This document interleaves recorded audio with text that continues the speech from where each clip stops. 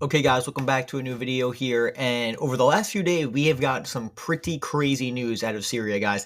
The Israeli military has destroyed the entirety of the Syrian Navy. That is insane when you think about it for a number of reasons. Number one, everyone was pretty much especially in Israel as well as the West, was applauding the fact that the Assad regime was toppled, which of course is great in the sense that a dictator was overthrown.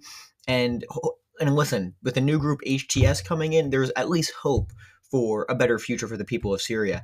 But they do have Al Qaeda affiliation, the leader of HTS, who seems to be moderating his position in recent years.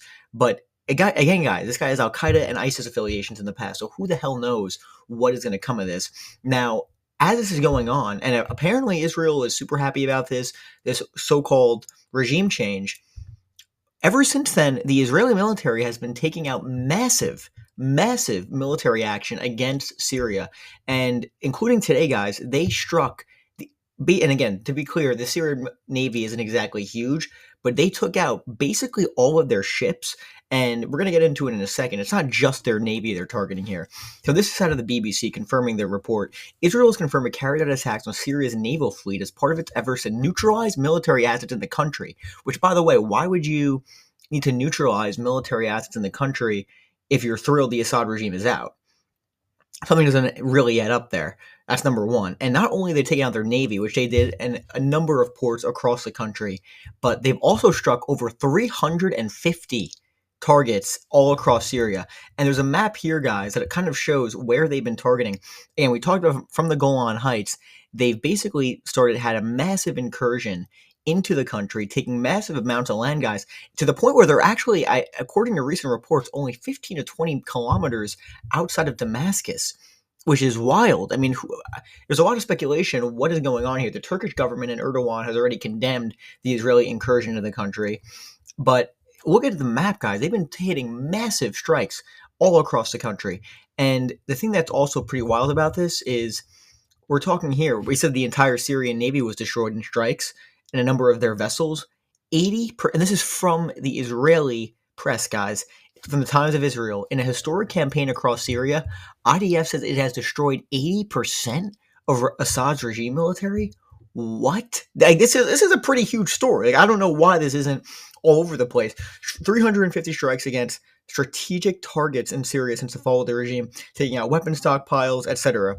Now, again, what's also important to note about this regime change, guys, is in a lot of toppling of government, we see totally different military swapped in and out. But the interesting thing about this is the military is remaining in place. The military brass has agreed to basically remain the military of Syria, even with a new regime coming in, which is super interesting. And that's not the common place for the most part when a government is overthrown. So the fact that this is going to be occurring and the standing military is going to still be there is huge in terms of stability for the region, and as well as just having a sense of calm, hopefully. That's like the idea. But again, the Israeli military targeting Syrian military installations, to me, guys, it's a geopolitical move. It's obvious they're trying to increase their position and make advantages in the region, and they're making incursions into territory, and I'm not sure they're going to give it up anytime soon.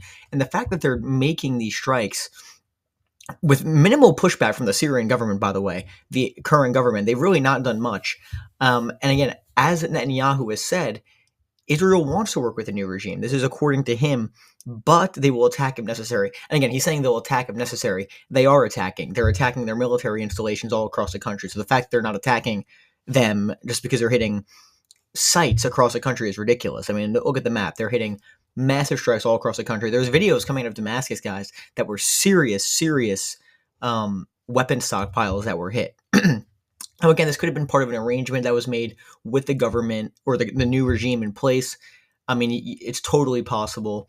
But this is from Netanyahu saying this. And the fact that 70 to 80% of the Syrian regime has been damaged over the past few days it's huge. It's huge, and it weakens Syria from a number of standpoints.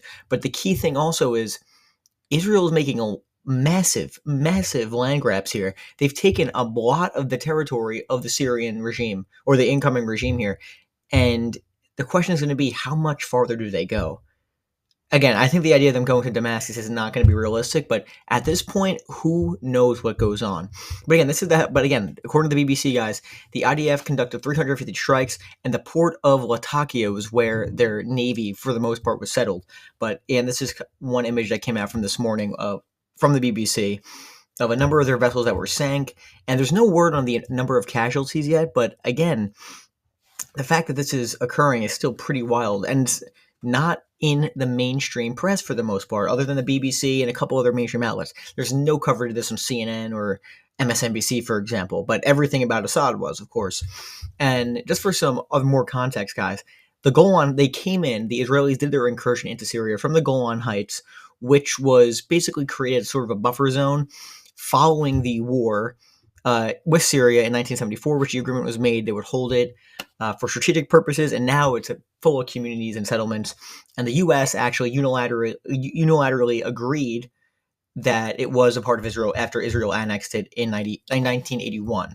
And most countries of the world still do not recognize the Golan Heights as part of Israel, but the U.S. under the Trump administration did in the year 2019. This is the Golan Heights here, and this is kind of a map, guys, where they did their incursion from the Golan Heights into Syria, taking Mount Hermon, which we talked about a couple of days ago, major strategic and geopolitical point for strategic purposes here.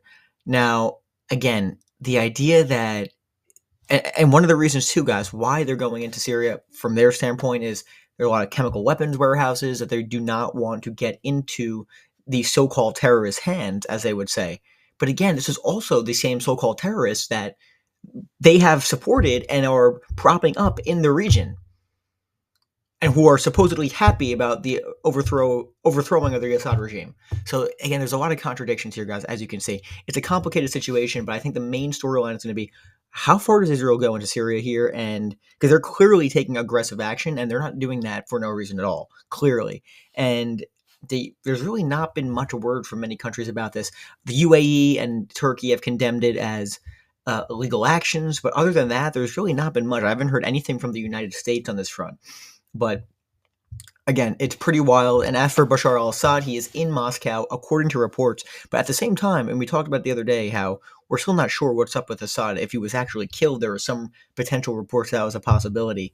But according to reports, he was granted asylum specifically by Putin. But he has not publicly said that, though, which is another interesting thing.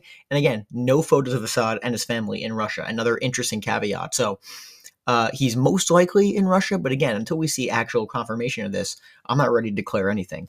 But yeah, that's what I got for you guys today. The Syrian Navy destroyed, the entirety of the Navy destroyed by Israel, and they continue to do airstrikes all across the region, and the world awaits what people hope is going to be stability in Syria. So we'll see what happens on that front. But again, thank you guys for watching, and make sure to like and subscribe, and I'll see you guys soon. We got some big news coming up over the next few days, and a number of events, exciting events that I'm going to keep you guys updated on. And yeah, that's what I got for you guys. So make sure to like and subscribe, and I'll see you guys soon. Thanks.